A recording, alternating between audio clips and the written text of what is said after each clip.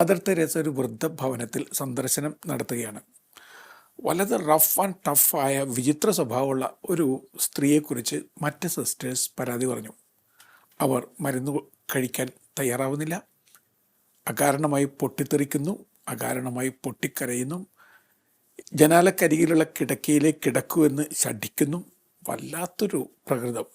എങ്ങനെ അവരെ ഡീൽ ചെയ്യണം? മദർ തെരേസ അവരുടെ അടുത്തേക്ക് ചെന്നു. അവരുടെ കിടക്കക്കരികിലിരുന്നു. അവരുടെ കയ്യിലെടുത്ത് പതുക്കെ ഒന്ന് അമർത്തി. പിന്നെ കരകവിയുന്ന കണ്ണുകൾ കൊണ്ട് അവരെ ഒന്ന് നോക്കി. അത്രയായപ്പോഴേക്കും അവർ പൊട്ടിക്കരയാൻ തുടങ്ങി.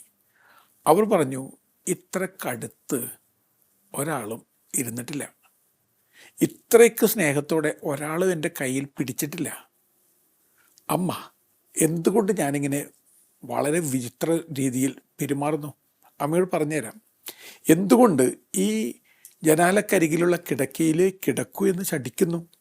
പറഞ്ഞുതരാം. അമ്മ പുറത്തേക്ക് നോക്കി. ജനാലയിലൂടെ എന്ത് കാണാം? മദർ തെരേസ പുറത്തേക്ക് നോക്കി. എന്നിട്ട് പറഞ്ഞു, എൻട്രൻസ് ഗേറ്റ്, പ്രവേശന കവാടം കാണാം. അതാ കാര്യം.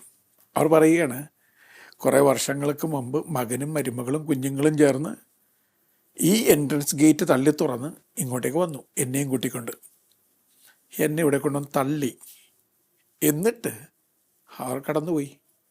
ഇനി എന്തെങ്കിലും ഒരു ദിവസം നല്ല ബുദ്ധി തോന്നി അവർ എന്നെ കൂട്ടിക്കൊണ്ട് പോകാൻ വരുമെന്ന് കരുതി ഞാനിവിടെ കാത്തു കിടക്കുകയാണ്.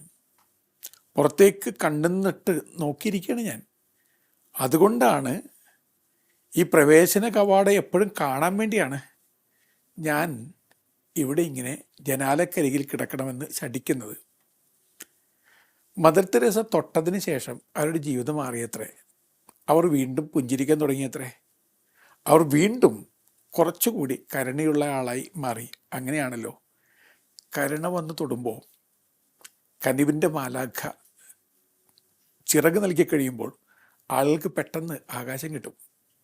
അവർ ചിറക് മുളയ്ക്കുന്ന അനുഭവത്തിലേക്ക് പ്രവേശിക്കും.